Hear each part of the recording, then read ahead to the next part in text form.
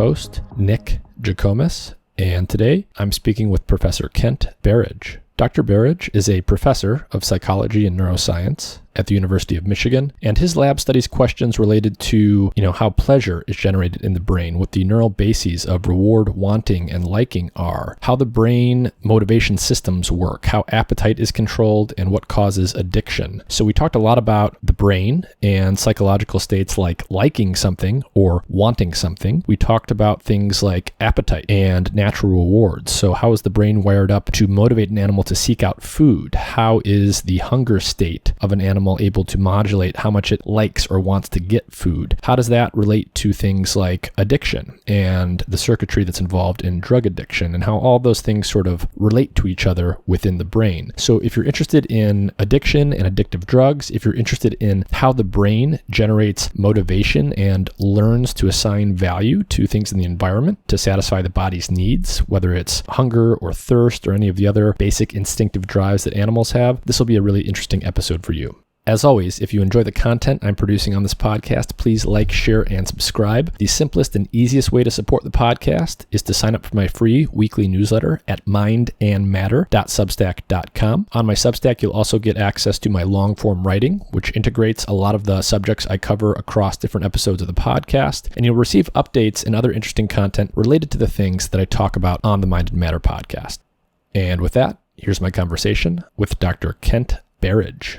This episode is supported in part by Athletic Greens. Their main product, AG1, is a comprehensive and convenient daily nutrition product containing 75 vitamins, minerals, and whole food sourced ingredients with less than 1 gram of sugar per serving, no nasty chemicals or artificial anything. It's gluten and dairy free and compatible with paleo, vegan, vegetarian, and ketogenic diets. AG1 is a quick and convenient way to supplement your diet to help ensure your body is getting the nutrients it needs. It comes in powder form, and you can mix it in water and drink it, or you can put it into a smoothie or a shake or something like that. I mix it into water and drink it with the first meal of each day, and it's super convenient. If you go to athleticgreens.com/mindandmatter, Athletic Greens will give you a free 1-year supply of vitamin D and 5 free travel packs with your first purchase. Their vitamin D product comes in tincture form, so you just take 1 drop each day. A large fraction of the population is actually vitamin D deficient, especially in winter months when we get less sun exposure, and vitamin D is super important for the proper function of the immune system and for a variety of other things. And there's even evidence indicating that vitamin D deficiency is correlated with more severe cases of COVID-19 in those who get infected. Every time I go into the doctor each year for a checkup, I'm always told that vitamin D deficiency is very common and I should be supplementing on a daily basis. So visit athleticgreens.com/mindandmatter or click the link in the episode description. You'll get a free 1-year supply of vitamin D with your first purchase. Today's show is brought to you in part by Dosist, an all-natural cannabis company specializing in dose-controlled cannabis products made with plant-based ingredients. To learn more about Dosist, their products, and where they are available, please visit their website through the link in the episode description.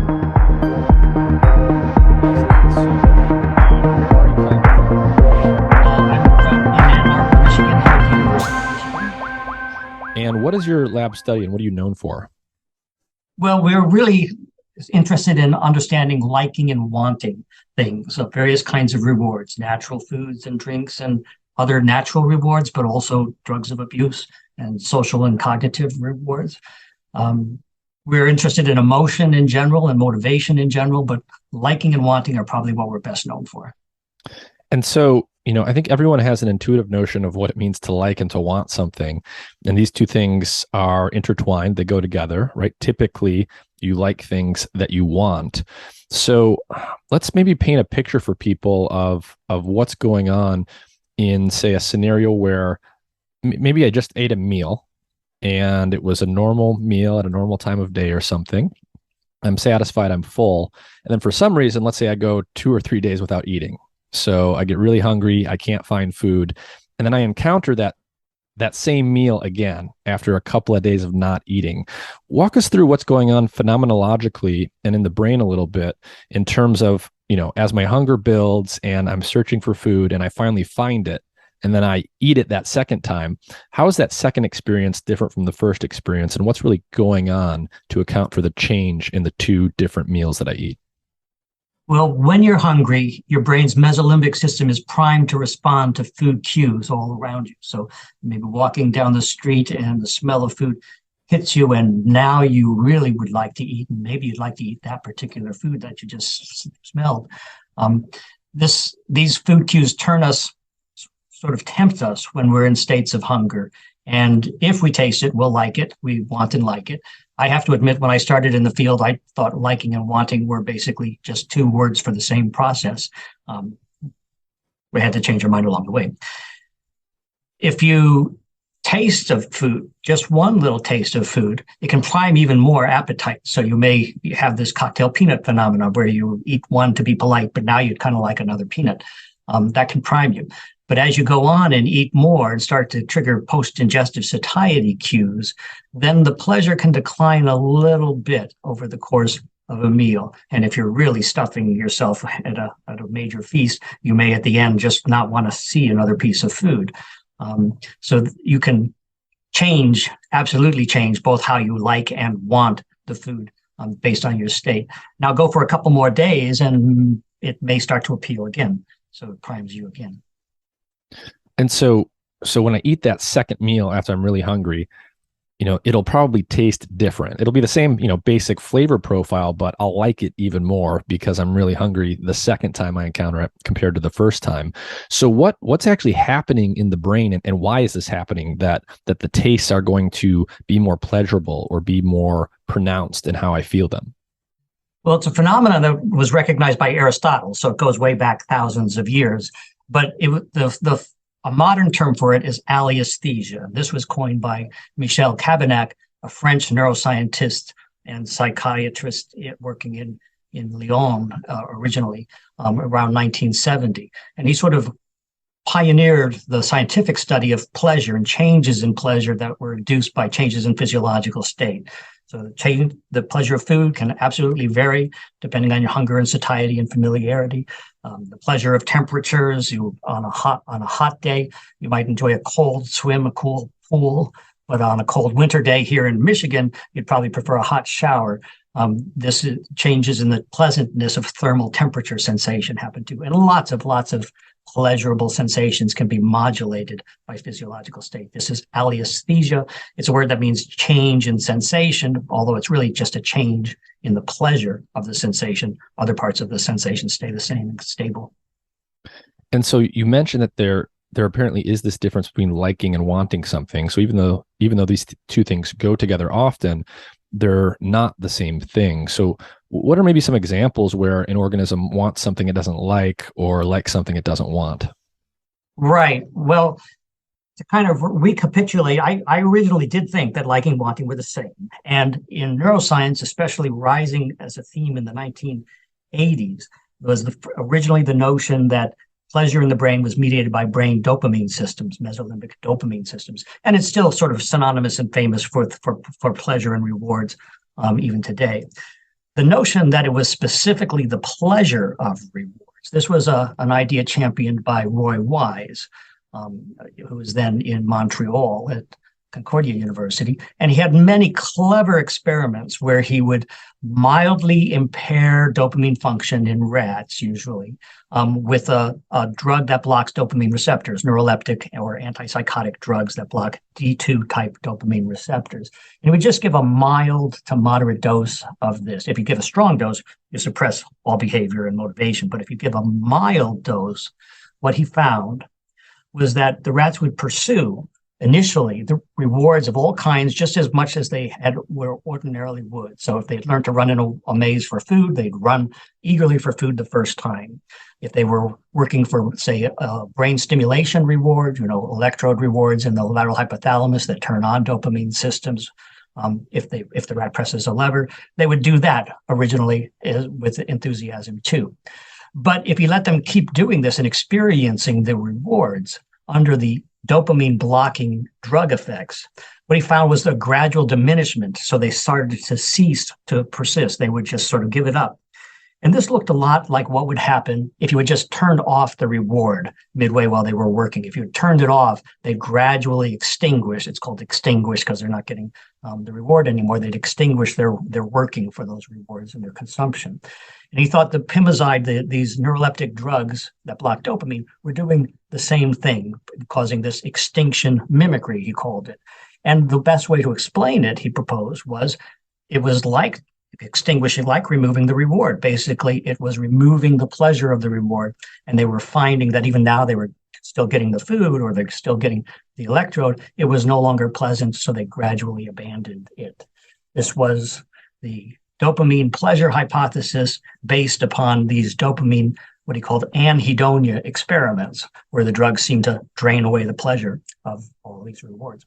And I was totally convinced. There was a number of clever details that he embedded into these experiments to rule out some alternatives, like was it just impairing their motor ability to move and pursue the rewards? No, it wasn't just that. It seemed really specific. So they didn't want these rewards anymore, apparently because they didn't like them anymore. That was the inference, and it seemed convincing. I actually got into this issue in a collaboration with Roy Wise, because my lab here at Michigan, I had just recently started in the mid-'80s, was looking at pleasure in the brain from a slightly different way, in a different method. Rather than ask individuals to pursue and work for rewards, we were using a method that's kind of similar to what human parents have used for eons, to ask their newborn babies, do you like the taste of foods that we eat? By giving them just a little sample of the taste and watching what they do. You know, if it's sweet, if it's nice, the baby may sort of like and swallow. And if it's a bitter taste, the baby will gape, sort of a triangular opening of the mouth, scrunch its eyes, shake its head, wave its arms.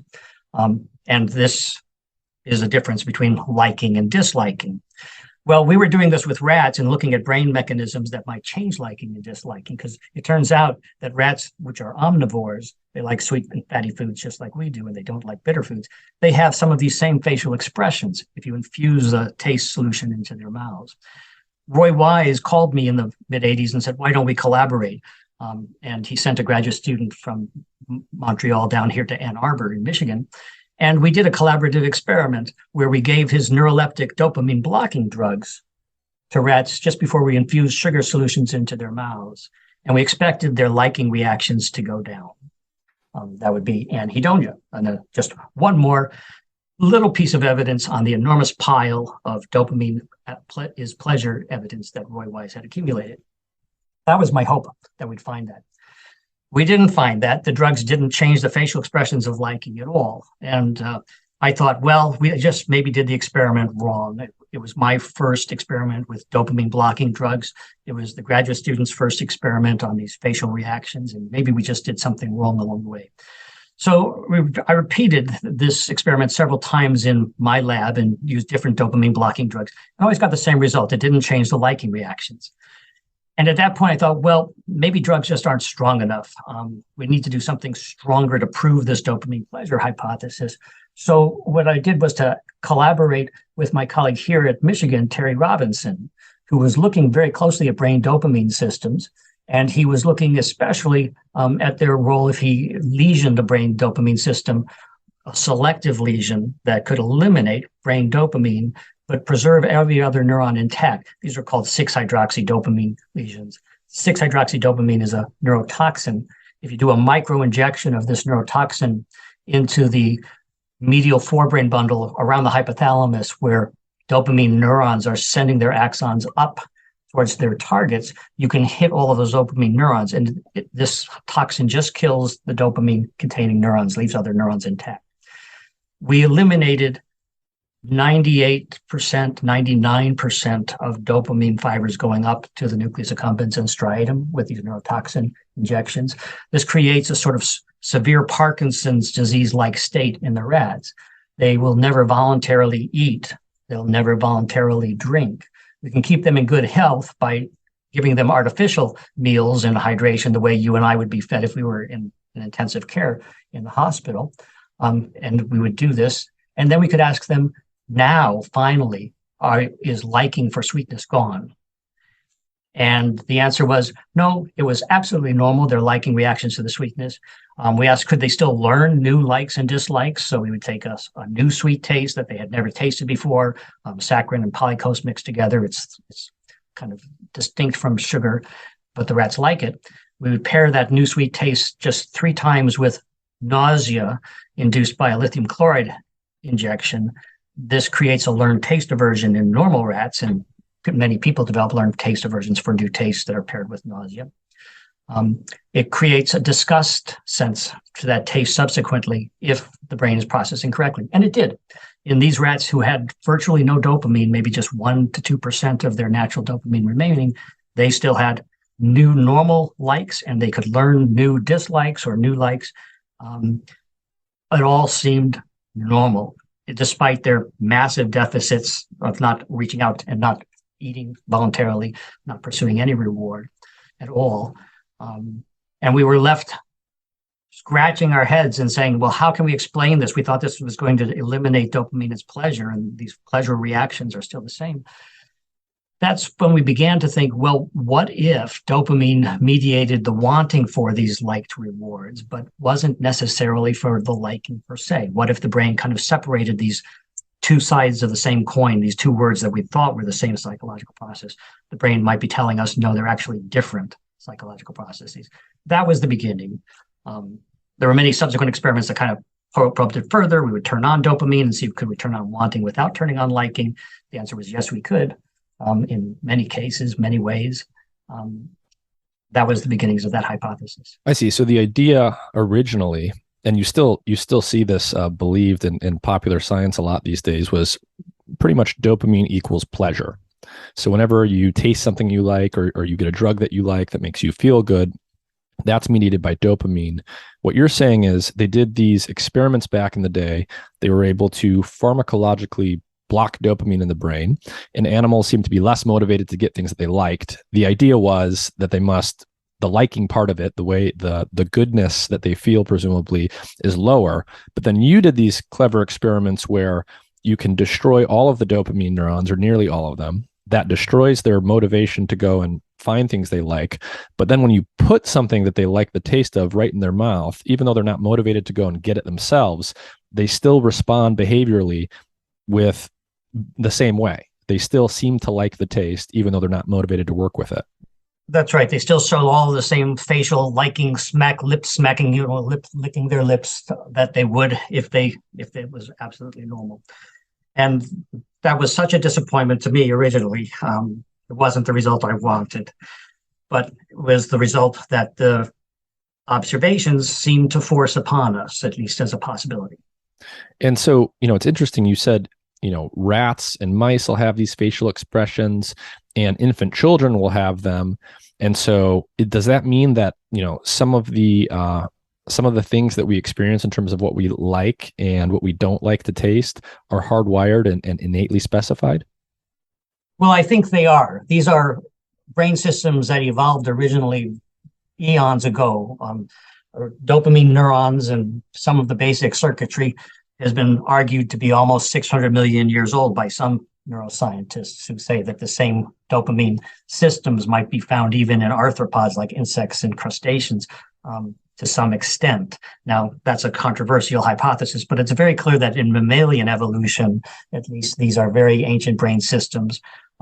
We have them, rats have them, virtually all mammals have them, and they seem to be operating in similar ways in all of us. Mm-hmm.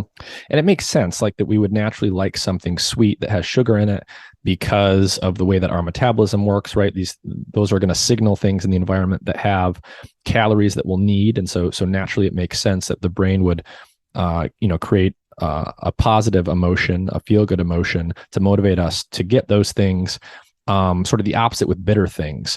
But we can also learn to sort of overcome this, right? Like I remember being a kid and trying coffee at some point and thinking, oh, this is gross. Why does anyone drink it? Then as I got older and I was in college and I needed to wake up in the morning and go to class and everything, I learned to overcome that natural aversion to the bitter taste of the coffee, and I learned to like it. So what's going on there when an animal learns to like something it previously didn't like? Well, we absolutely can learn new likes and dislikes for coffee, for alcoholic beverages, for some people, even tobacco smoke. Noxious, all of these originally, but learned wants and learned likes can definitely happen. The reason this can happen is because the liking for something, it's never inherent in the physical stimulus itself completely. Sweet things are liked ordinarily, but they can become disgusting if they're paired with illness in this way. And disgusting things can become liked. What's happening is that the brain has liking mechanisms, absolutely does. It turns out that dopamine is not the major linchpin in the liking mechanisms, but these liking mechanisms can come on and put sort of the liking gloss, this hedonic gloss, on the taste of coffee. They easily and naturally do it to the taste of sugar, but it's these systems coming on, these liking mechanisms that generate intense liking. We call them hedonic hotspots in the brain, the ones we found so far. They are putting the pleasure on it. So it's really a question of what's activating these mechanisms. They can learn to come on. They can learn to not come on. That's the so work. So is it fair to say that, we used to sort of equate dopamine with pleasure? That doesn't seem to be the way things work. Is it fair to say that dopamine is more to do with the motivation to do things and to behave and to go out and get things? I think that's the best way to put it, exactly. But I have to admit, dopamine is turned on by pleasures in all kinds of sensory pleasures in animals and in humans, for foods and drugs and sex and brain stimulation that is rewarding. Turns on these dopamine systems. And there's evidence in humans that even cognitive pleasures, like listening to music, for people who really enjoy music, can turn on dopamine systems as well. Looking at the face of a loved one can turn on dopamine systems. It's turned on by pleasures in so many situations, so it correlates with pleasure, absolutely. The question is always just, is it also causing that pleasure, or is it caused by the pleasure and now it's causing the motivation for that pleasure? That's the distinction that our results pushed us to initially. I see. And for the hedonic component of this, the actual liking or the pleasure that you feel when you find something that you like, whether it's food or something else, is there like another transmitter system that does seem to be causally related to the liking part of it? Yes, there is. Opioids, natural brain opioids like enkephalin and endorphin can do it.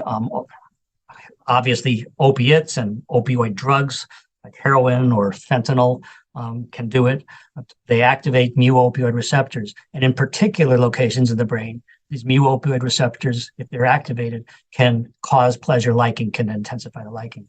Now, it's not throughout the entire brain, and it's not even throughout the entire reward structure. Say, like the nucleus accumbens is a famous reward structure. And within the nucleus accumbens, there is one little spot, a hedonic hotspot, that's about 1/10 of the total volume of the nucleus accumbens at the very front and sort of middle on both sides and top of the nucleus accumbens shell. This hedonic hotspot, if opioid stimulation is given to it inside their neurons that have these opioid receptors, this enhances the liking. So this will generate increases in liking. And if we can eliminate this sort of thing, it can reduce the liking.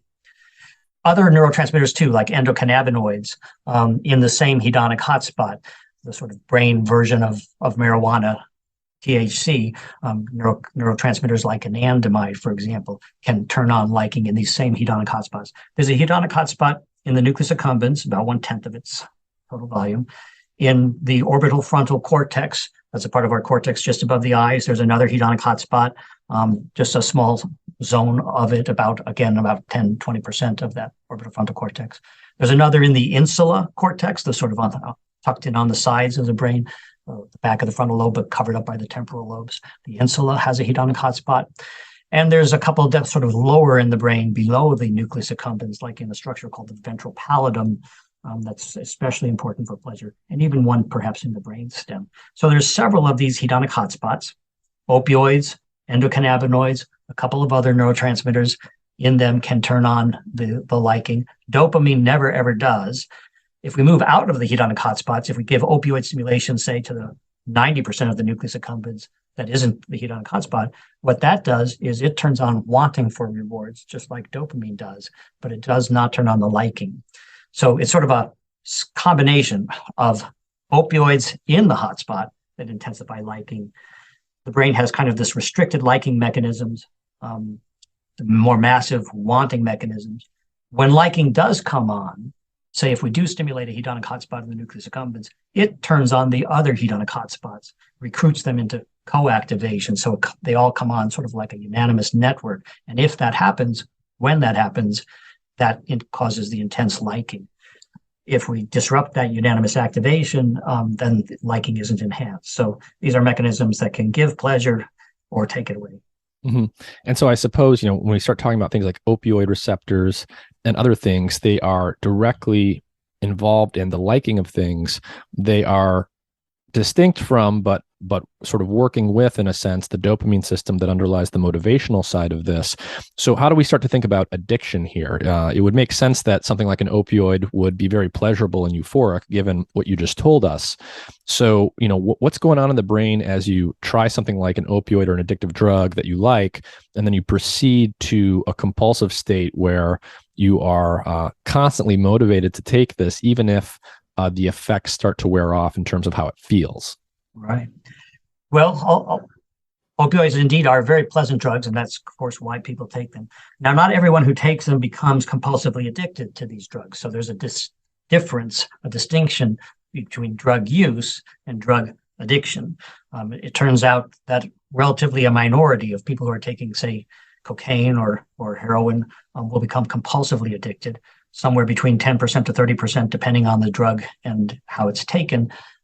These are the individuals who become compulsively addicted. So the question for addiction is really about what's happening that makes those individuals who are disposed by genes and by other early environmental experiences and other considerations, what is the switch that flips basically within them to cause the addiction. Now, addiction theories in neuroscience throughout the 80s and 90s were really based mostly on the notion of withdrawal. Opioids can produce a strong withdrawal syndrome, of course. Alcohol can, if a person's really dependent on alcohol, it can cause its withdrawal can actually be fatal by inducing convulsions that can sometimes be fatal. So withdrawal can be very potent. On the other hand, some drugs that are really quite addictive, like methamphetamine and cocaine, they produce at best only weak withdrawal syndromes compared to heroin or alcohol. And even for the drugs yet they can be very addictive, these methamphetamine and cocaine for the particular individuals. And even for drugs like heroin or fentanyl, it's very famous that you can take people who want to give up their addiction, who want to give up the drug, keep them in a drug treatment center, get them through detoxification, get them through withdrawal. So withdrawal fades and leaves them behind. Then they go back into ordinary life and relapse again and again after months or even years of abstinence, but yet relapse, find that irresistible at some point. So withdrawal is potent, but it may not be the essence of addiction. And this sort of relapse in the absence of withdrawal are kind of examples of that it's not. Now, I stumbled into addiction neuroscience theory really with my colleague Terry Robinson, because as we were developing this notion that maybe dopamine was more about wanting things than it was about liking things, Terry Robinson's lab here at Michigan was studying a different side of dopamine, and that is what happens if you take addictive drugs again and again, drugs like amphetamine. And it's famous that drugs do produce sort of down-regulation of dopamine receptors and opioid receptors. That is, some of the receptors start to go away if a person's constantly taking drugs. And this is what can produce tolerance and contribute to withdrawal syndromes. Some of that comes back if they stop. But there's also another thing that can happen in dopamine systems. Much of the withdrawal and tolerance goes away if a person stays off the drug for months, weeks and months afterwards. But a second thing that can happen in dopamine systems, especially if some individuals who are predisposed to this second thing, is called neural sensitization. And what that means is that if the individual takes drugs again and again, especially if they sort of space this apart, so like taking weekend binges of the drug, but not so much every day during the week, spaced apart binge-like doses in vulnerable individuals create what's called neural sensitization of the dopamine systems. And what it looks like, what it how you see it, is that the dopamine neurons that release dopamine when you take amphetamine or cocaine or other drugs, they start to release more dopamine on the 10th, say, time or the 20th time than they did on the first time, even though the dose of the drug is the same. So they're becoming hyper-responsive, hyper-reactive to the drug. The dopamine neurons change, they release more dopamine. The neurons they talk to that have dopamine receptors, they change and they can become hyperreactive. So the circuit kind of becomes hyperreactive to this dopamine influence. Now, it doesn't happen in everyone. Again, genes and other factors like stressful experiences previously can dispose one towards this. If it happens, though, if it happens in an individual, it tends to last long after, even after they stop taking the drug. It lasts about half a lifetime in a rat. In a person, we know it lasts at least years, and it may last half a lifetime in people, in the vulnerable people who get sensitized. Now, if we take the notion that some people might get sensitized to addictive drugs and to have a hyperactive dopamine system, and combine that with the notion that maybe what dopamine is doing psychologically is not so much the pleasure of these drugs or other things, but the wanting for them, then you can come up with the idea that a sensitized addict might be someone who has hyper wanting, sort of excessive wanting that follows certain psychological rules we know about, even if they don't like the drugs, even if their liking is the same as it was in the beginning, or even if their liking has declined over time, they'll still have this excessive wanting for the drugs. That was the notion that we offered as an addiction theory called the incentive sensitization theory of addiction. We offered that in the 90s, and it's probably safe to say that nobody believed it in the 90s. And so when we think about, sensitization in vulnerable people who are predisposed to becoming addicted to addictive drugs, how specific are these effects? Is someone specifically going to be predisposed to being addicted to a psychostimulant or an opioid, but not both? Is someone predisposed to become addicted to drugs like this also predisposed to developing, say, eating disorders or becoming addicted to non-drug rewards? Like how general is the system? Well, in one way, it's quite general, and in a different way, it's quite specific. In the way it's general is that many drugs can induce sensitization, and once it's induced by one, the system also often shows what's called cross-sensitization to the other. That is, it responds in a sensitized fashion to the other, even though the other might just be taken for the first time on this occasion. So it's generalizable in the sense that there is cross-sensitization. On the other hand, this system can become psychologically very specific in its target. So it isn't that a sensitized person wants everything in life, that their motivation rises like a rising tide that floats all boats, so they're motivated towards everything, career and family, and as well as drugs. It gets narrowly focused. It can get narrowly focused. And so that only this one thing is wanted. So a person might only want one kind of drug or only a couple of kinds of drugs, for example. General inputs, but kind of a neuropsychological output. Mm-hmm. And so when you think about something like drug addiction, how analogous is that to the notion of, say, food addiction, or people just binge eating and becoming obese because there's lots of tasty food around that's constantly tempting them? Is there a lot of overlap in the mechanisms there, or is there like a distinction between these different kinds of stimuli, something that you ingest as food versus something that you take as a drug versus something that you drink or what have you?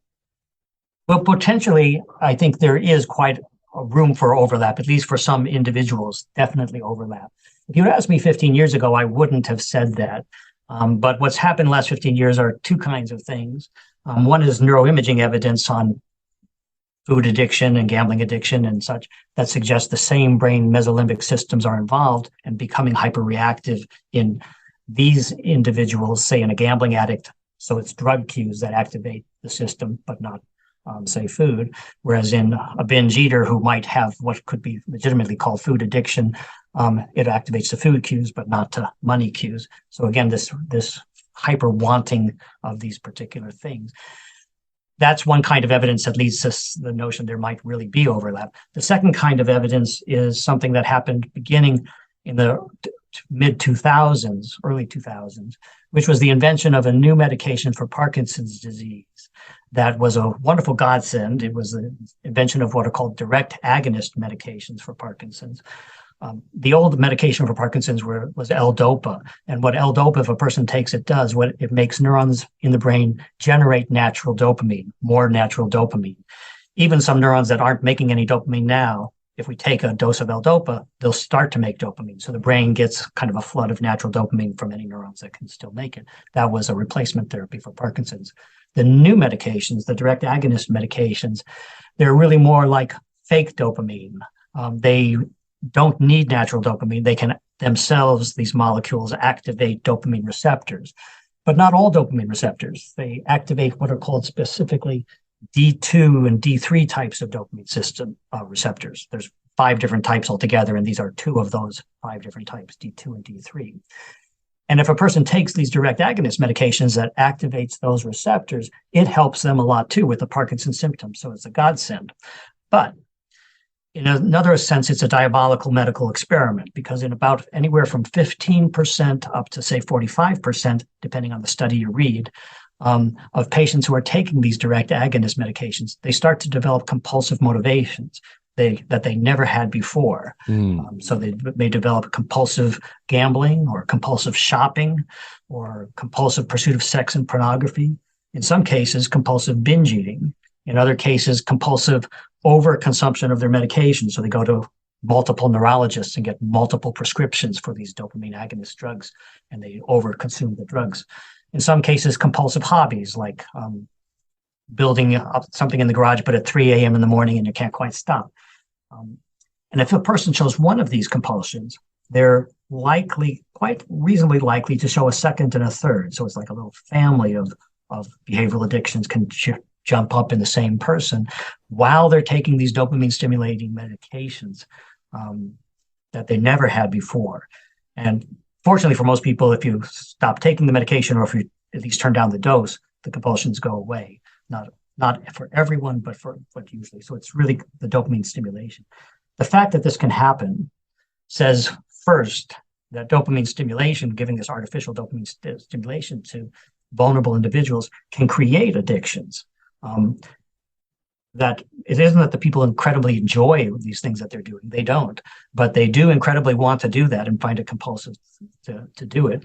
They may be distressed psychologically because now they think they're a bad person if they're bankrupting their family or pursuing sex in inappropriate ways. But it's a compulsive one. The fact that it can happen is evidence, again, that really dopamine stimulation can create wants that don't have to be justified by likes.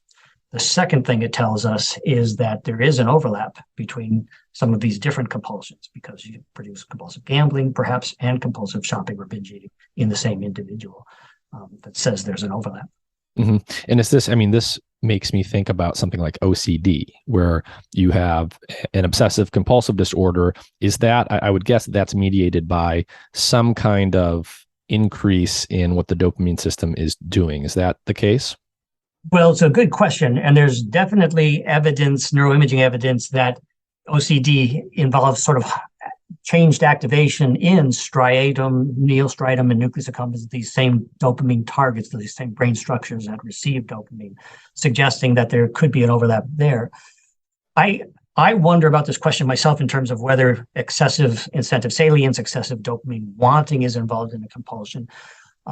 It is a real possibility that it is. On the other hand, there's another alternative explanation for OCD that's often invoked, which is that it's driven by anxiety rather than wanting to do something, and that the compulsions are engaged in as an attempt to damp down the anxiety. To the extent that anxiety is purely powering an obsessive or compulsive disorder, then we may not need excessive wanting, and we don't know if it's happening. But I don't think we have a really good, clear insight into whether it's happening yet. It is a possibility. And what is the connection between, habits and behaviors generally, and their ability to sort of treat negative affective states like anxiety? How often is it the case that some of these behaviors that animals execute or some of the habits that people developed are actually a kind of behavioral treatment for things like anxiety and depression? What's the actual connection there between the emotion state that they're trying to get rid of and the actual behaviors that they're executing? Well, there are comfort activities. Of course, people may have activities that we engage in to kind of reduce anxieties, and adult rats who are stressed or mice who are stressed may start to groom themselves, sort of face washing and body washing.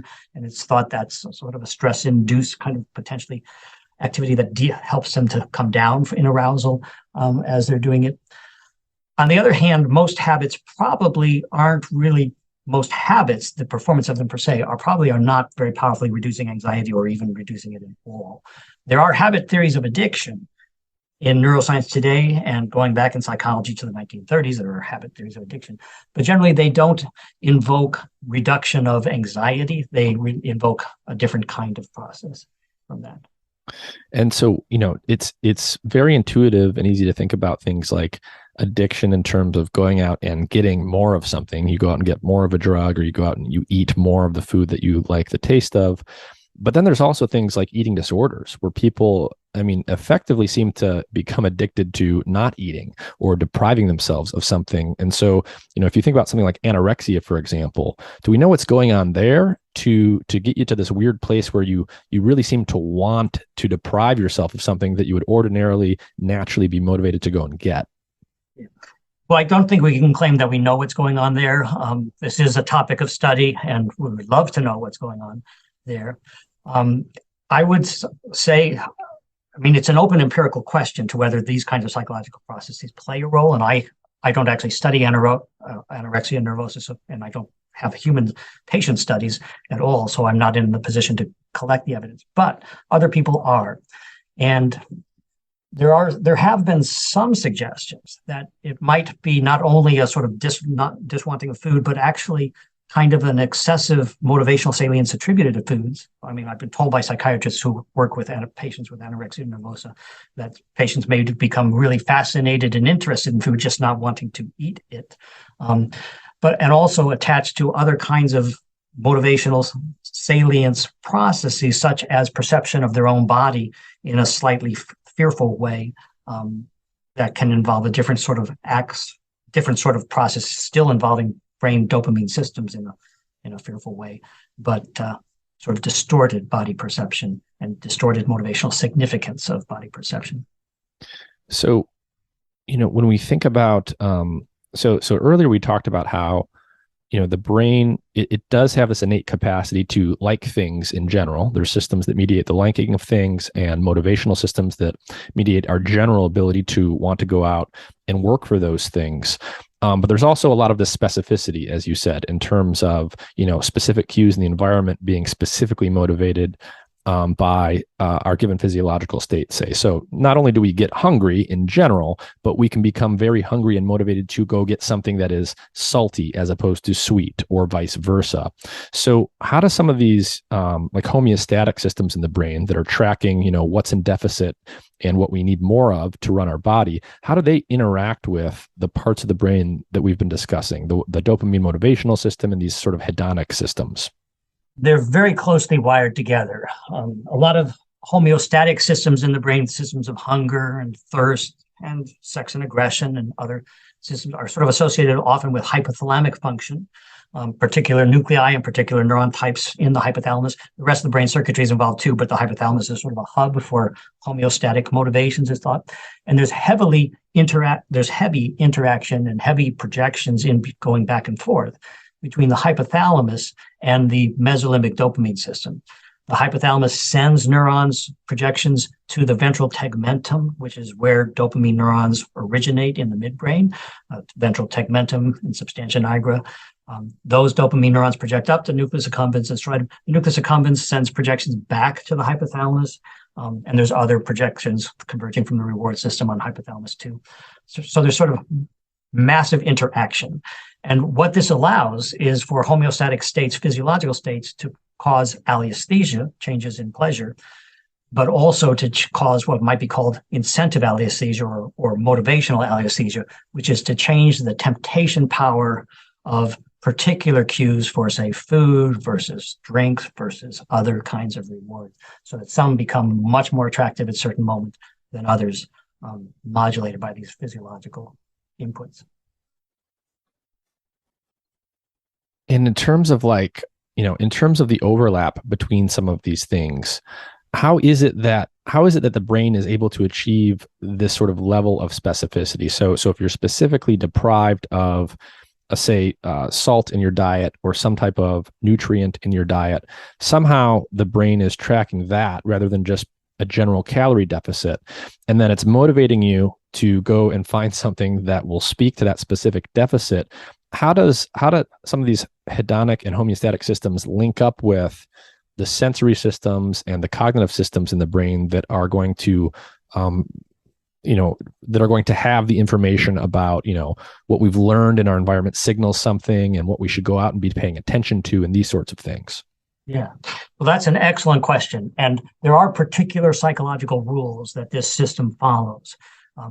The dopamine wanting system, the kind of wanting it's producing, my colleagues and I call incentive salience. And what that means is a particular kind of want that is triggered by cues. Often in animals, it's triggered almost exclusively by cues: smell of food, the sight of a mate, that kind of thing. In humans, it's often triggered by cues too, but we have in humans the ability to kind of imagine vividly a cue that's not physically present. So we can imagine foods or other things we want, and vivid imagery can activate the system just as well as a physical cue can. So we have these multiple routes to turn it on. What's happening is that they obey the rules that were first described very presciently by a Canadian psychologist called Dalbert Bindra, who had an incentive theory of motivation in the 1970s that was based upon what he called Pavlovian cues. Pavlov is the scientist who said you associate a neutral cue with something like food reward, and you form an association. Now the cue triggers the response that the food reward originally could. What Bindra said was, yes, these cues are very important in triggering these incentive motivational systems to want and like particular things, but they are modulated powerfully by physiological inputs. Let's think of a couple examples. So one, you mentioned salt and salt appetite. In our lab, we studied salt appetite, and if we were in a state of sodium deprivation, like our ancestors might have been, and like deer and squirrels are, and rabbits outside, what happens is a couple of hormones are secreted, aldosterone and angiotensin II, treated by the kidneys, adrenal glands, and this can activate brain receptors to create the salt appetite. Now, ordinarily, a really salty taste, like, say, swallowing a mouthful of seawater, is a bit disgusting. If we take water from the Dead Sea, which is 3 times saltier than seawater, a mouthful of Dead Sea seawater is very disgusting. If we squirt a little Dead Sea seawater into a rat's mouth, it will show disgust gapes and head shakes and flails, just as though we had squirted intense bitterness into its mouth. But in a state of sodium appetite, sodium depletion, when angiotensin II and aldosterone are reaching the brain, this activates salt appetite circuitry, which activates this brain reward circuitry, including turning on opioids and dopamines in the nucleus accumbens. And at this state, even Dead Sea saltiness becomes positively liked. If we squirt it into the rat's mouth, it'll respond to it with as though it were sugar rather than as though it were bitter or intense, disgusting saltiness. Now that's alliesthesia, that's the liking. But what about wanting? Well, if we have a rat who learns that a lever pops out of the wall, and this predicts when it's in a normal state, it predicts a squirt of Dead Sea saltiness into its mouth, the rat soon learns to avoid that lever whenever it pops out of the wall. If we have a second lever that pops out of a different wall, and it predicts a squirt of sugar water into the rat's mouth, the rat likes the sugar water, and now whenever the sugar lever pops out of the wall, the rat sort of jumps on the sugar lever and starts to nibble it. This is an incentive salience-like thing. The cue has become, even though it's just a metal lever, the cue has become kind of an edible, sugary-like thing to the rat, and it jumps and nibbles that lever. So the rat has learned to be repulsed by the salt lever and to jump and want this sugar lever. But now suppose the rat wakes up in a state of sodium depletion that was induced by an injection last night of hormones that turn on aldosterone and angiotensin signals. So the brain now is in this sodium depletion state suddenly for the first time in its life. It's never been in a salt appetite before. We know if it tasted Dead Sea saltiness now, it would like it and not find it disgusting. But the question we want to ask is how will it respond to the cue that it's always been repulsed by, that's always predicted nasty disgustingness? Will it have to relearn that the cue is now associated with a like thing? The answer is no. Vindra essentially predicted this, what would happen. What happens is the cue pop for the Dead Sea saltiness pops out, and today the rat jumps on that lever for saltiness and starts to nibble it, just like it would jump on the sugar lever, even though at this moment it has not yet tasted saltiness as liked. It hasn't yet had the Dead Sea saltiness infusion into its mouth on this sodium depleted day. It instantly wants the lever that was formerly repulsive. So the temptation value of the cue can be absolutely modulated from moment to moment. I see. So even though the rat has only ever experienced that lever with a dislike or disgust reaction, it has never wanted to go taste that saltiness, and it's never actually been salt deprived before. That very first time that you physiologically put the animal in a state of salt depletion, somehow that physiological state is able to change the brain such that the animal now wants to go and interact with that lever and likes the taste of it. So somehow, the sensory information about that lever and its association with saltiness is, instead of being linked up to the aversive state networks in the brain or whatever, is suddenly hooked up to the liking networks all in one shot. Exactly. It's what I call incentive alliesthesia, where the temptation power of the cue is drastically changed, in this case reversed from negative to positive by this new physiological state. This kind of thing is happening in people all the time too.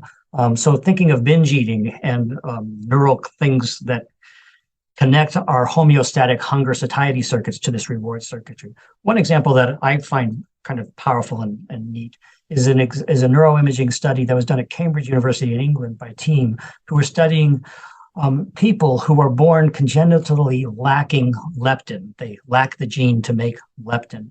These are people primarily belong to certain families in Pakistan and Turkey, and that region of the world. They become very obese. As children, they demand food. They constantly demand food. They're not satisfied by eating a meal, and they become very, very obese. These are leptin deficient people. Now, leptin is a molecule that's ordinarily produced by fat cells in our body, and it acts as a satiety signal ordinarily. These people, since they lack the leptin, they don't have the satiety signal, and it's understandable that they would overeat. Now, an interesting thing is what happens in the neuroimaging scanner. If hungry, ordinary people are popped into a neuroimaging scanner and shown photographs of tempting foods, delicious foods that we would like, this activates our mesolimbic system quite powerfully if we're hungry looking at these tempting foods. If we just have a big meal, if we eat to satiety, a big meal, and then we go back into the scanner, these same foods, looking at the photos, they don't really activate the reward system nearly as powerfully anymore. So satiety has reduced our response to the food cues. We don't want those food cues. We don't want the foods. A leptin deficient person looks in the scanner when they haven't eaten it. The food cues really powerfully activate their reward systems in the brain, of course. If that leptin deficient person eats a full meal and now goes back into the scanner and sees the food photographs, the photographs still activate its reward system in this leptin deficient person's brain as powerfully as they did when they were hungry, before the meal. They've eaten, they're loaded with calories, but their brain is still hungry, and it responds to food cues with this temptation power, intense wants, whether they've eaten or not. If you give an injection of leptin, artificial leptin or synthesized leptin, to the person, so now this person who's never had leptin because they can't produce it, now they have exogenous leptin given to them in an injection. Now if they eat the meal and go into the scanner, their reward system is not so activated by the food cues anymore, giving them the leptin. Now, in the brain, leptin receptors are in the hypothalamus, but leptin receptors are also in the ventral tegmentum where the dopamine neurons lie. And there are connections from the hypothalamus to the ventral tegmentum. So leptin acting on those two kinds of targets, ventral tegmentum near dopamine and hypothalamus sends this modulating signal to the dopamine reward circuitry that says, you don't have to be tempted by food cues at this point. You're in this leptin high, calorically sated state. But if we lack that, and the leptin deficient people give us kind of an insight into what's going on there, we see food could remain always tempting you. I see. So as your physiological state changes, you go from being hungry to sated, or vice versa. As you become thirsty, or as you become salt deprived, there are literally hormones and things that change. Their levels change in your blood. They go into the brain and they directly change some of these neurons that in the dopamine reward system, in other parts of the brain that we've been talking about, and that's how some of these switches are actually caused. When we talked about the rat who goes from being averse to the salt stimulus to liking it, it's because something, it has been released into the bloodstream that's literally gone into the brain and sort of tuned these circuits differently. Yes. I think of it as these chemicals are they're modulating the dopamine circuits. They're not sort of forcing it into a new level of activity themselves, but they modulate it. So now the system will respond differently to cues for foods versus cues for water and other things. How much, when we think about modern humans compared to our human ancestors, thousands and thousands of years ago, or just to animals in a natural state, an animal living out in the wild, in the middle of nowhere, is almost always going to be in some kind of deprived state, right? It's always going to be sort of struggling to find enough food. There's going to be times where it doesn't have enough salt. There's going to be other times where it hasn't had water in a while. And the animal is sort of always working to satisfy these deprivation states. And, what I want to connect that to in humans is, when you're hungry and you eat something, the food not only tastes good and has pleasure coming from the sensory qualities of the food itself, but you're sort of getting rid of a bad feeling, right? The feeling of being hungry is really uncomfortable. People get cranky and irritable. It's something that you want to get rid of. And so the brain is sort of coupling these negative feelings we get when we're deprived of something with the positive feelings we get when we get the thing that gets rid of that negative sensation. But I think the sort of overall picture I have in my mind is that, animals in the wild are more or less always working to get rid of these deprived states. And I'm wondering if that general observation in terms of that going on and some of the brain mechanisms that underlie that we've been discussing, is that related to the fact that in human beings today, we live in states of basically perpetual abundance. Most of us, most of the time, always have more than enough food around, any type of food that we want. I'm never going thirsty. I always have water that's available to me.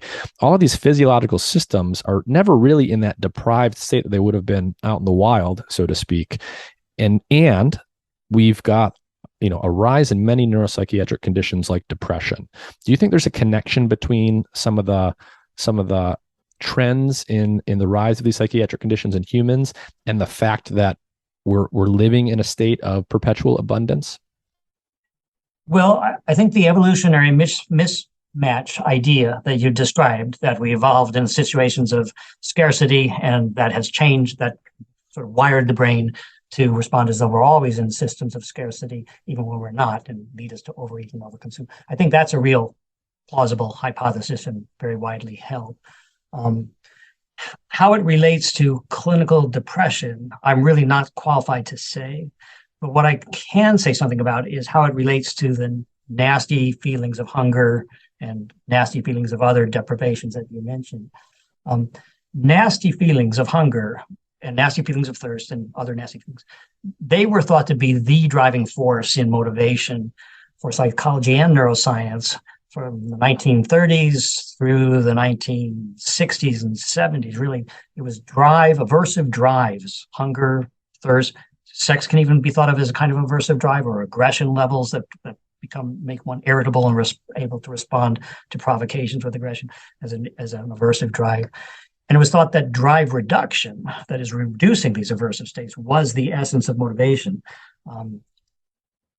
Neuroscience, the original neuroscience of motivation, looking at the original hypothalamic mechanisms of motivation, were absolutely sure that motivation was going to be caused by aversive drives, and that the reason you eat was to reduce that aversive drive.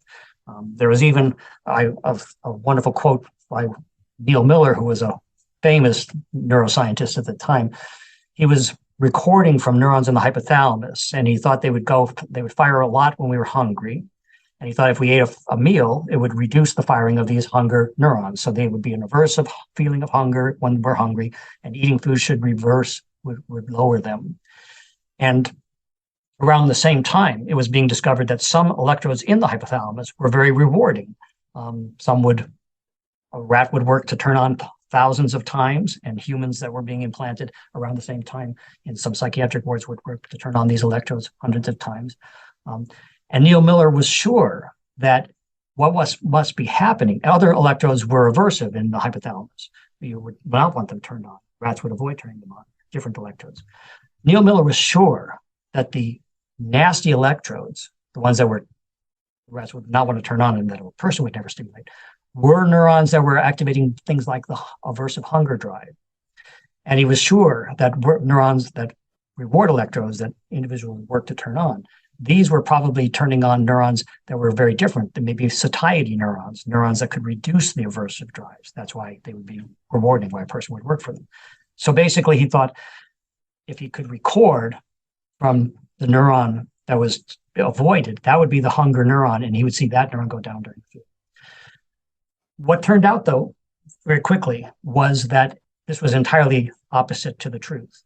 What really was happening was that the reward electrodes that rats would work to turn on, these were the same electrodes that would make them eat a lot. If you turned them on freely, they would turn on a hunger, apparently. The aversive electrodes that rats would never want to turn on were the electrodes that would stop them from eating. Now, it would stop them from eating, one would thought, by reducing the aversive hunger drive, but they didn't want this to happen. They wouldn't want this electrode to come on. So basically, it didn't make sense that reward electrode was also essentially a hunger turning on electrode. It didn't make sense by the old drive theory that was drives were aversive, or by drive reduction theory.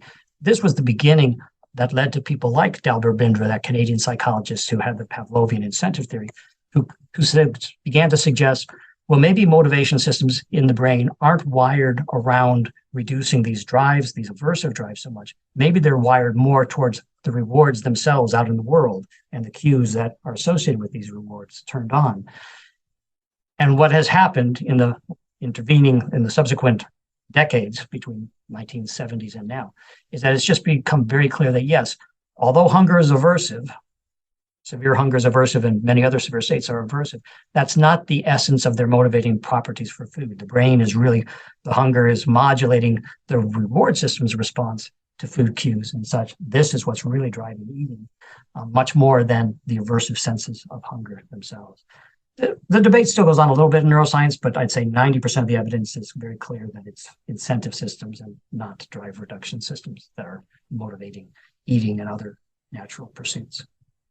And when we think about, trying to use animal studies to think about humanity, to think about like addiction in humans, to think about overconsumption of food in humans and things like this, to what extent does the animal research tell us something very cleanly about what's going on with humans, and where does it start to break down? Well, it's always an empirical question, what will transfer from animals to humans, and we find what does and what doesn't. I have to admit, when we were proposing the notion that dopamine was wanting and not liking based on our rat experiments, it's fair to say that nobody believed us for at least the first 10 years of that theory throughout the 1990s. In fact, I remember reading it a couple of times that people would say, well, the Michigan group, they think dopamine is wanting but not liking, but in humans, we're sure it's liking because it's turned on by these pleasant rewards, as indeed it is turned on by this pleasant reward.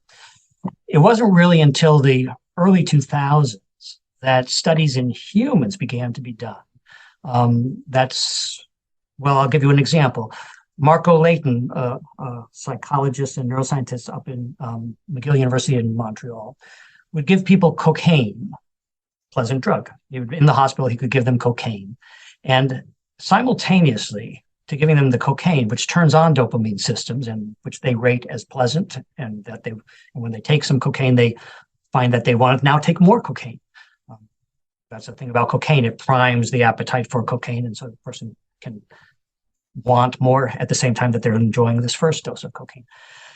if he simultaneously suppressed their dopamine systems by giving them one of the dopamine blocking drugs, the neuroleptic antagonist that block the dopamine receptors, or if he suppressed their dopamine system by just an hour before the cocaine, giving them an amino acid cocktail that stops their brain from synthesizing dopamine for a few hours, to suppress their dopamine.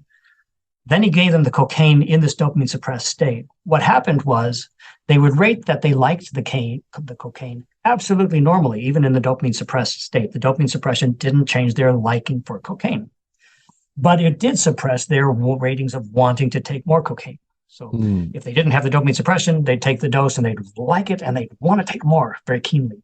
But if they had dopamine suppression, they'd take the dose and they'd like it, and perfectly normally, but they didn't especially want to take more. The dopamine suppression was changing that.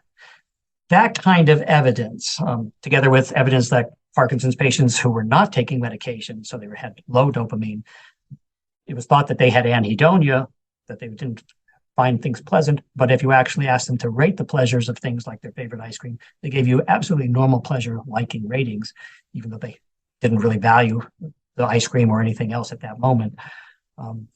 This began to accumulate, this kind of evidence that in people, yes, if you ask the right questions, it turns out that dopamine is mediating wanting, but not mediating the liking for these same rewards, just as it appeared to in rats in our lab 10 years earlier and had continued to appear in our lab in dopamine experiments throughout the 2000s. So the human evidence began to converge finally or catch up really with the rat evidence. The original psychological insight that dopamine was wanting and not liking that came from rat experiments, 10 years later, human evidence began to confirm. And the latest Parkinson's medication evidence that stimulating dopamine systems with the direct agonist turned on these intense wants, but not intense likes. That was another piece of human evidence that converged. So some things do translate very readily from animals to humans. I think when we're talking about the basic mechanics of these reward systems, these which are evolutionarily ancient in mammalian evolution, they transfer quite well. What will be novel and new is, of course, humans love to listen to music. We may enjoy art. We pursue all kinds of cultural pleasures and social pleasures that animals aren't going to pursue. These new things now can tap into our ancient brain reward circuitry through special human evolutionary and cultural innovations, that they're like new keys into the old locks, but the locks themselves are operating by similar principles that they always have been and shared with animals. I see. So the idea would just be that in human beings where, you not only have the classic, normal, basic reward pathways and simple addictions that can form, right? Like you can get a human being addicted to opioids or cocaine, just like you can a rat. But a human being can also become addicted to ideas and symbols. And there's sort of a more of a cognitive component there. And the idea would be that even though there's this other extra layer of learning and associations that can hook into this circuitry, it's still hooking into something that's quite conserved even between a mouse and a rat and a human being. Yes, to a surprising degree. Because I have to admit that 20 years ago, I didn't think this was the case at all. 20 years ago, I thought the distinct human cognitive pleasures were entirely cortically based and different, separate from the sensory pleasures of sex and drugs and foods and things that activate the mesolimbic subcortical system. In fact, with colleagues, psychiatrists here at the University of Michigan, I collaborated in a study about 20 years ago where we looked exactly for that in human beings, thinking that humor, funny jokes and cartoons that were humorous would activate their cortical systems, and versus looking at food cues should activate their mesolimbic reward system. And we failed to find what we were hoping to see, this segregation of cognitive cortical pleasures from subcortical pleasures. The reason we failed, it turns out, as other subsequent fMRI studies by others over the last 20 years have shown, is that's because those cognitive pleasures are actually activating the same mesolimbic system to this surprising degree that the sensory pleasures did. So things like listening to one's favorite music. In music students at McGill University, Zator and colleagues there have shown that this activates their mesolimbic system, including dopamine release. Looking at art can do the same in some individuals who really enjoy art. Looking at the face of a loved one can activate the same mesolimbic system. Even something as abstract, perhaps, as sort of happiness, hedonic happiness in general. Richie Davidson at the University of Wisconsin and his colleagues have done neuroimaging studies in older adults, asking people to rate their contentment really with their lives, how satisfied they are, how happy they are with their lives. What they find is a remarkable linear relationship between their ratings of contentment in their life and activation of the nucleus accumbens when they're in the mesolimbic, when they're in the neuroimaging scanner. Now, the nucleus accumbens is the target of these subcortical dopamine systems. It's the last thing I would have expected 20 years ago to be associated with human happiness. But this is saying that possibly even that abstract happiness is related to recruiting these mesolimbic ancient circuitry. That's where the evidence seems to be pointing. Now, it's not to say that cortical systems aren't also involved in all kinds of human pleasures. They are. They absolutely are. That's not a surprise. What's a surprise is that the ancient subcortical systems also are, and maybe possibly mediating the pleasure of those events. That's the surprise to me. So asking a bit more of an abstract or theoretical question, when we think about emotion and motivation, why do these emotional states exist at all? Why isn't everything just a chain of reflexes that can get hooked up together? It seems like, you could imagine that, hypothetically things could be that way, and yet they don't seem to be. So what exactly are these emotional states, and what are they doing that differentiates them or necessitates that we have them, such that everything's not just a chain of associative reflexes? Right. Well, that is a wonderful question, and it is really, in a sense, the question of neuroscience and psychology. It's essentially the equivalent to the question of why does consciousness exist? Why do we have any awareness of things at all? Couldn't evolution have designed brains to behave appropriately in the right situations without consciousness? And many philosophers of science and others would say, well, yes, I would think so. So why is consciousness there?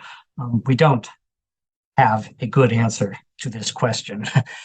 But given that consciousness is there, so we have conscious awareness of percepts and memories and feelings, then the question is, so why have these particular kinds of emotional feelings, say both liking and wanting, why are they there in these embedded systems? And there's some good answers and there's some slightly good answers. If one could think of an ancient creature that only had, say, only a wanting system or only a liking system, I would vote for it to have only the wanting system. Because if something wiggles that's potentially edible and you go and jump on it and eat it, if you're a deep sea creature, ancient Indigo, that will feed you. Be attracted, want it, eat it. If a pheromone for a potential mate wafts over to you through the water and you're attracted over there to mate, that will help perpetuate your genes. These simple wanting systems, even if you didn't like anything, would be enough, mesolimbic systems. And as I said earlier, there have been suggestions that mesolimbic dopamine systems might have evolved not just in mammals, but much, much earlier, so that they might be shared the basic wiring diagram, even in insects and crustaceans, similar to mammals. If that's the case, then ancient wanting systems did evolve long ago. Why have liking in addition? That has slightly good answers. We don't really have a good answer for why you would have pleasure in addition, but the answer that's been suggested that has, I think, some credibility by people like Paul Rosen at University of Pennsylvania and Tony Dickinson at Cambridge, England, is that maybe if we evolved originally wanting systems, they might have been fairly programmed for innate targets, the wiggly food or the pheromone. The brain would kind of have to have wired in advance the instructions of what to want, what to respond to, what to find a tempting cue, and only would respond to those cues. But suppose an individual could stumble upon something new that's really beneficial. If it could stumble upon something beneficial and process that through perhaps a liking feeling or a liking reaction, if that liking reaction could recruit the wanting circuit to target a want on this new thing and cues associated with this new thing, you'd have a marvelously adaptive way to develop new wants based upon sort of fortuitous happy likes that had just happened by random on when something new was encountered. And you could improve considerably your psychological competence and your ability to thrive and pass on genes in this world. So they're suggesting the liking system is sort of a general purpose way of taking mechanisms that evolve for particular wants and giving them new targets that are adaptive too. I think that's plausible. And I haven't heard a better solution. Still, one could say, well, why do you have to feel the pleasure? And this is a question that we do not have an answer to, as far as I know. Mm-hmm. But it does feel like an intuitive explanation to me. I guess the idea is, if I'm hearing you right, if everything was just sort of hardwired, you would have to everything would be innately specified. Everything that you want to go out and get in the world needs to be hardwired, and that would really only work if an organism's living in a static, unchanging environment. But as soon as the environment becomes dynamic and it changes, as it is for most organisms, you have to be able to learn new associations, and you have to steer or direct the attention of those motivational systems to things you've never encountered before. And so maybe the sort of affective side of this is a way to train these motivational systems when you live in a variable environment where you have to learn what to go out and get and what to avoid, because it can't be innately specified. Absolutely. And the system follows the rules that Dalbert-Bindra, the Canadian psychologist who proposed this Pavlovian theory of motivation, specified decades ago. I mean, I say Pavlovian theory of motivation, that's what it was called, because it was cues evoking motivation. But another name that you could give it would be a flexible wanting system for developing new beneficial wants. That's exactly what it is. When you pair random neutral cues, which have no motivational significance to begin with some beneficial event, an unconditioned stimulus, and that's emotionally, hedonically arousing, liked, then those cues can become attractive too, and you'll pursue those things. Even things like hunger, which is, of course, is innate as a motivation. Many aspects of hunger and thirst still interact with these learned cues. The foods that particularly attract us, we've culturally learned about. And even in animals, there are studies in the 1960s, kind of classic studies on little newly hatched baby chicks, little chicks. And the question was, did they recognize water as something to drink right away, or did they kind of respond to it as a glittering surface, peck it a couple of times because it glitters, and then find, oh, that's water, good when I'm thirsty. And the results were suggesting that really they kind of had to learn that the sight of water was water by this being attracted to just the glitter, then they'd pursue it. They wouldn't pursue it before having that experience. I see. So even things that seem like they would likely be innate do often have a learned component to them. Absolutely. That's the thing. And what about so as we navigate our environments and we build up this massive library of sensory and cognitive associations for things that are tied to food or drink or anything else, to what extent can those learned associations and those sensory cues start to actually override the basic homeostatic system? So, for example, you don't have to learn to be hungry in general.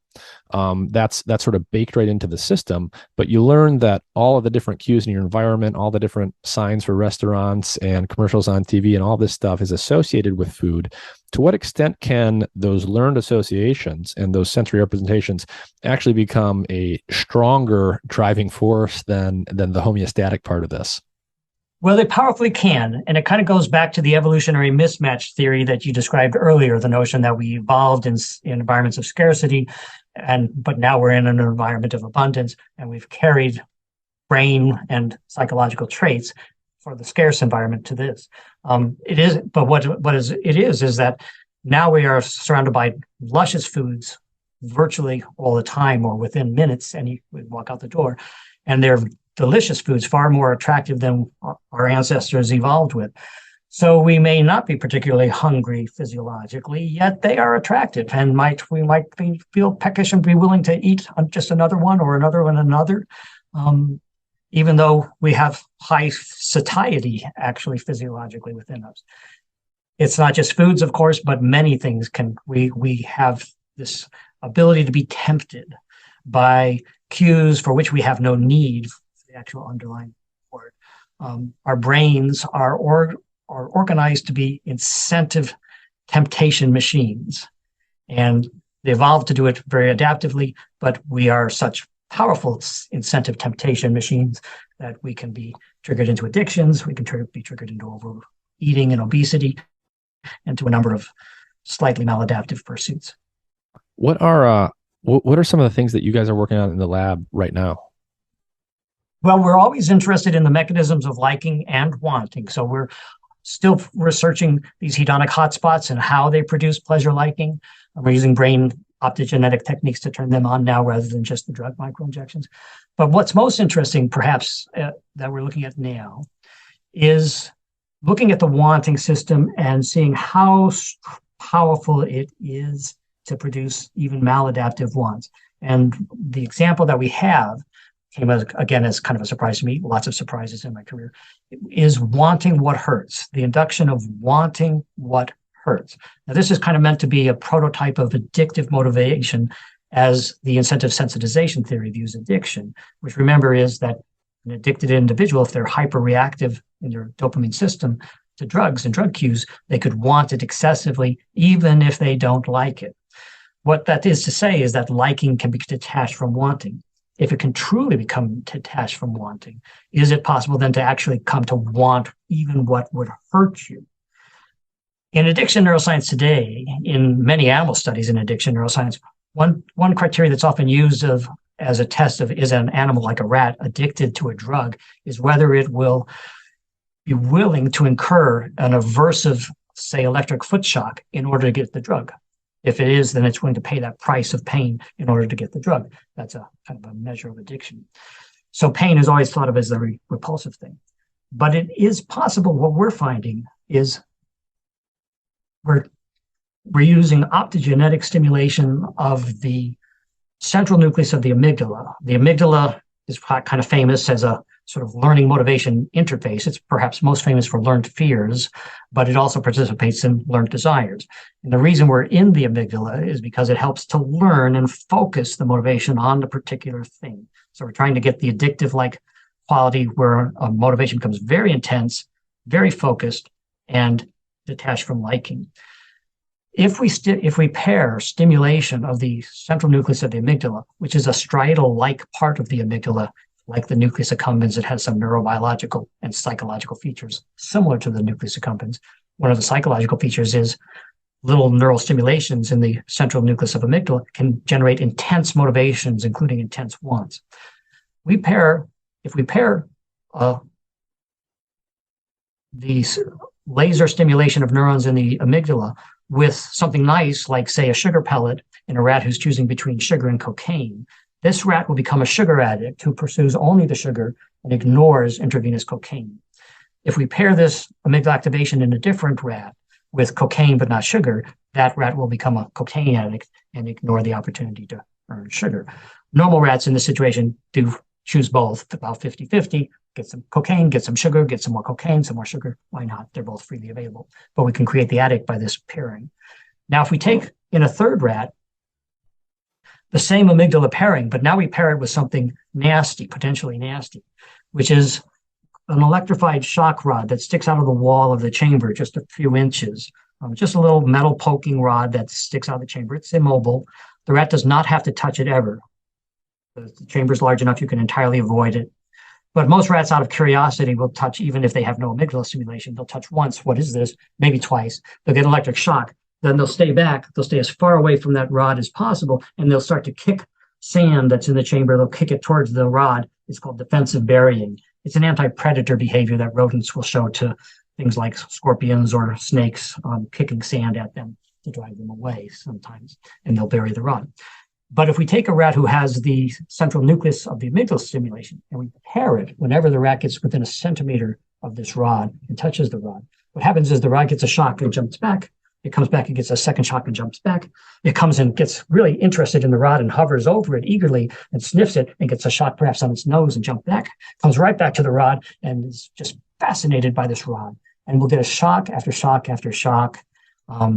If they reach 20 shocks, we take them out because we don't want them to get any more shocks, but God knows how high they would go. They're just attracted to this rod that hurts them. Now, they're really attracted. It's not an aggressive response. If we say to the rat that's attracted to this rod, we'll protect you from yourself. We'll protect you from this rod. We'll put this big block barrier between you and the rod so you can't see it, You'd have to stand up on your hind feet to peer over the barrier if you wanted, and you'll have to jump and climb over it if you wanted to get to the rod. You're safe. Just stay on the safe side. What the rat does is it climbs over, jumps over, and gets to the rod and touches it. We grab the rat gently. As soon as it touches the rod and got a shock, pull it back to the safe side, say, okay, you're safe again. You can now stay there. It jumps back, it climbs back to the rod. They'll climb over 5 times in a 15-minute test, climb over this barrier and get shocks each time, sometimes multiple shocks each time. It seeks out and wants the rod. It also wants other cues associated with this rod that hurts it. So if we pair a sound, every time it gets a rod shock, every time it touches the rod and gets a shock, it also hears a distinct sound like beep. Ordinary rats do not want to hear a sound that predicts shock. They will avoid a sound that predicts shock. They don't want to turn on. These rats who have been attracted to the rod, if we take them into a different situation where there's no rod, but there is a lever they can press to hear the shock-associated sound if they want, they press the lever many, many times. Give me that shock sound again. Give me the shock sound again. They want the cues associated with this thing that hurt them. This is a very Bindra-like incentive salience feature. They want, these are tempting cues. Now, this want is for the thing that hurts them. It's caused by the pairing the amygdala stimulation, but it's actually mediated not just by the amygdala. At the moment the rats are attracted to that shock rod, if we look at their brains just a moment after, we find that their whole mesolimbic system is activated as they're approaching the shock rod, just as it would be if they were approaching a sugar pellet or if they were approaching cocaine and eagerly wanted those things. They literally want the rod that shocks them in the same way that it would want a reward. It's creating an addictive-like motivation focused on the rod and its cues for something that hurts them. That is sort of the proof of principle.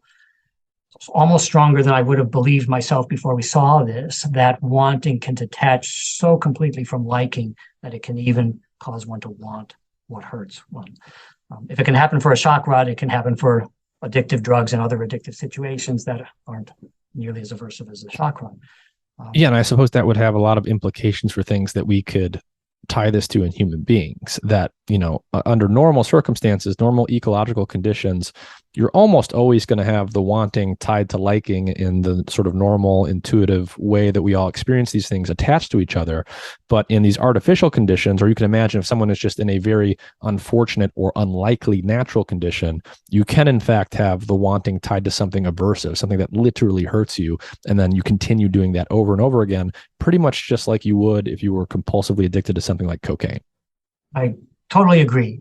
The laser and the amygdala that we use in the lab, that's sort of a sledgehammer approach to turn on the system, but a similar neural event could happen in a person, just sort of more subtle neural activations of the amygdala and mesolimbic circuitry because of their own sort of susceptibility to inducing these neural changes and responsiveness. Mm-hmm. Again, the 10 to 30% who become addicted in the situation, triggered by situations that make them attracted and create addictions that aren't powered by pleasure and yet are compulsively wanted and very narrowly focused sometimes. And do you know why the central amygdala is able to do this type of thing? Is it directly talking to some of these other systems in ways that make sense?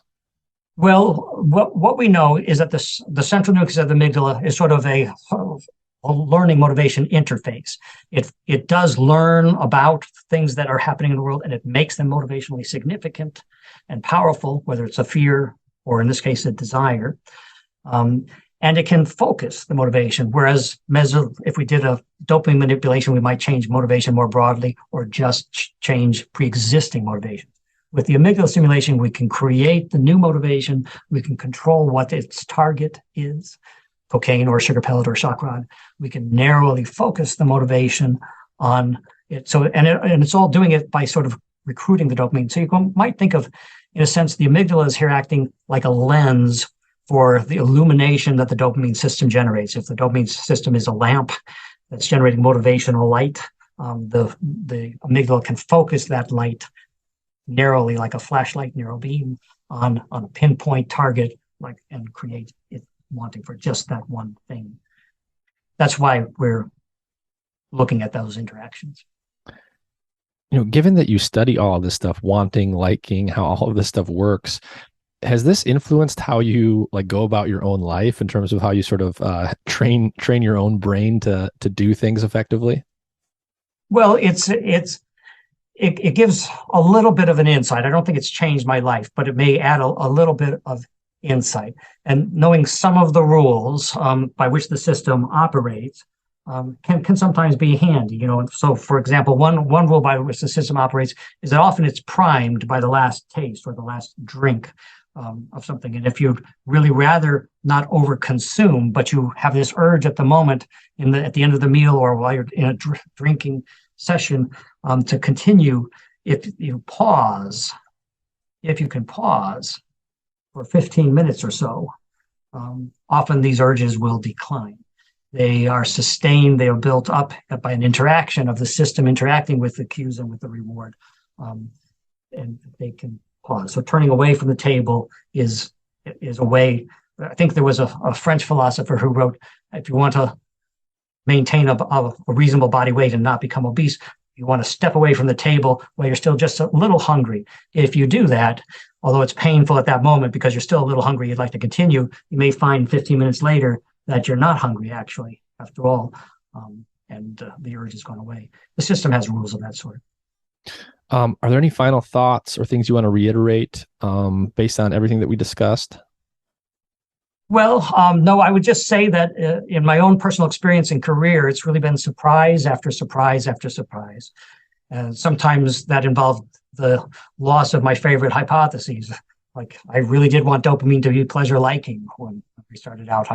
It just made so much sense. There was so much evidence for it. And it was disappointing that it wasn't. But sometimes there's a silver lining, and that what we learn is that the truth is almost always more interesting than our original hypotheses. Sometimes the truth is counterintuitive and absolutely against our original hypotheses, but the truth is fascinating. And if we follow it in this kind of follow the evidence, sometimes we learn new hypotheses, which, while surprising, may give insight. All right. Well, Professor Kent Berridge, thank you for your time. Thanks a lot. I've enjoyed talking with you, Nick.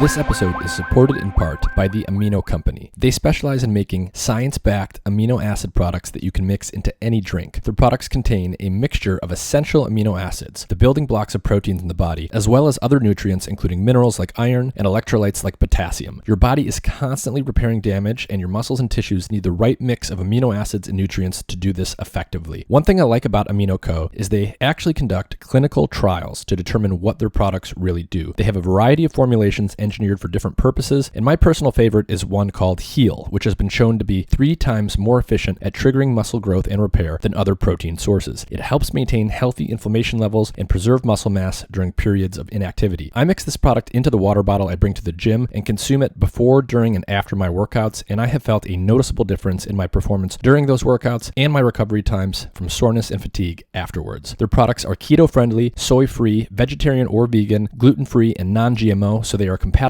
with almost any diet or lifestyle. You can support the podcast and try Heal or any of their other products by using the discount code MIND when you visit aminoco.com/mind. You will get 30% off your purchase. If you work out regularly or do intensive exercise, I recommend trying AminoCo's products. I get a lot of companies reaching out to me about advertising, and I only end up using and liking a small percentage of the products that I see. So check out aminoco.com/mind and use the code MIND to try these products today for 30% off.